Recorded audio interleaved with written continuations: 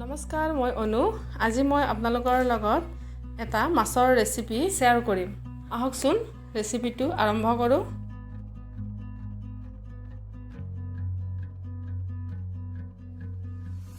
এয়া মই 4 পিচ মাছ লৈ লৈছোঁ। ইয়াত অকণমান নিমখ দি দিছোঁ, অকণমান হালধি পাউডাৰ দি দিম। এয়া হালধি পাউডাৰ দি দিছোঁ। এয়া হালধি আৰু নিমখেৰে সানি আছোঁ। এতিয়া মই এটা কেৰাহীত তেল দি দিছোঁ। ইয়াতে মাছ ফ্ৰাই কৰি ল'ম। এয়া মাছ ফ্ৰাই কৰিবৰ কাৰণে দি দিছোঁ।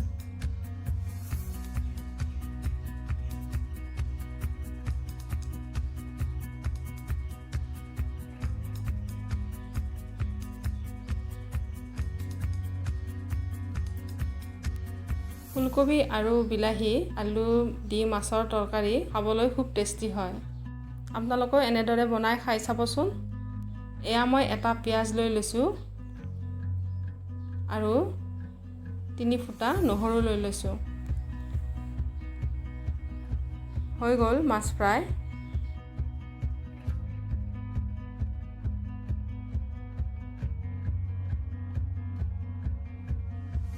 এতিয়া ইয়াত আলু আৰু ফুলকবি আগতে মই বইল কৰি থৈ দিছিলোঁ, 3 মিনিট বইল কৰিছিলোঁ, সেইখিনি ইয়াত দি দিলোঁ। এতিয়া আলু আৰু ফুলকবি মই ফ্ৰাই কৰি ল'ম। এই ফুলকবি আৰু আলু কমপ্লিট সিজা নাই, আধা সিজাকৈ লৈ লৈছোঁ মই, বনালে নহ'লে গলি যাব। এয়া হৈ গ'ল আলু আৰু ফুলকবি ফ্ৰাই।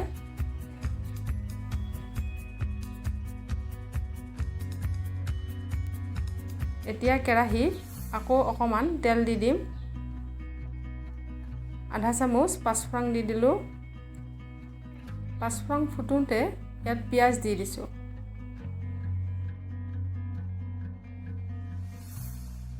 অকণমান হালধি পাউডাৰ আৰু অকণমান নিমখ দি দিম।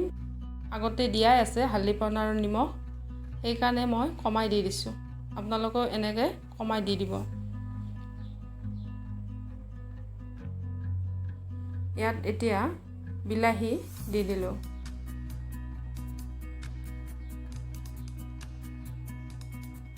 বিলাহী গলি যোৱালৈকে অকণমান লৰাই থাকিব লাগিব।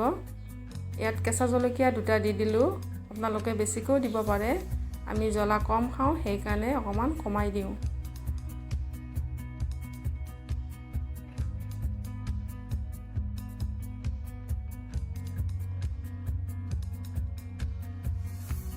বিলাহী গলিছে এতিয়া।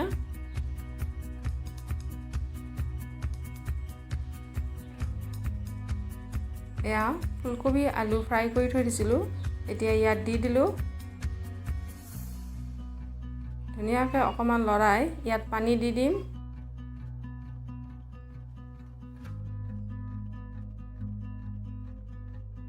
এয়া পানী দি দিছোঁ। মই পানী গৰম কৰি দিওঁ। এয়া গৰম পানী দি দিছোঁ।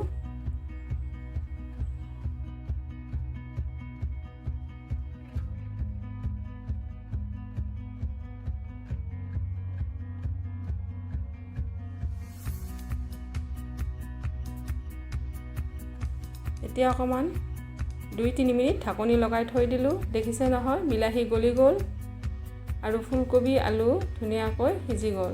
এতিয়া ইয়াত মাছ দি দিম। এয়া মাছ দি দিলোঁ।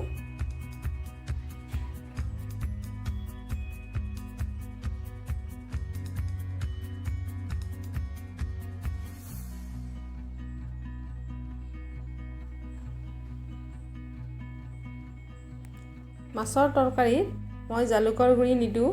এয়া জিৰাৰ গুড়ি দি দিছোঁ আধা চামুচ আৰু আধা চামুচ ধনিয়া গুড়ি দি দিছোঁ।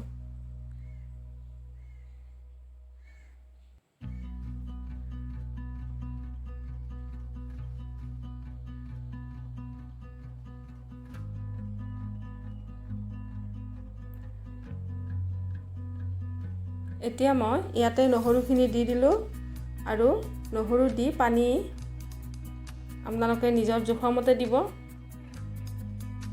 পানী দি দিলোঁ। পানী দি এতিয়া অকণমান ঢাকনি লগাই থৈ দিম 2-3 মিনিট।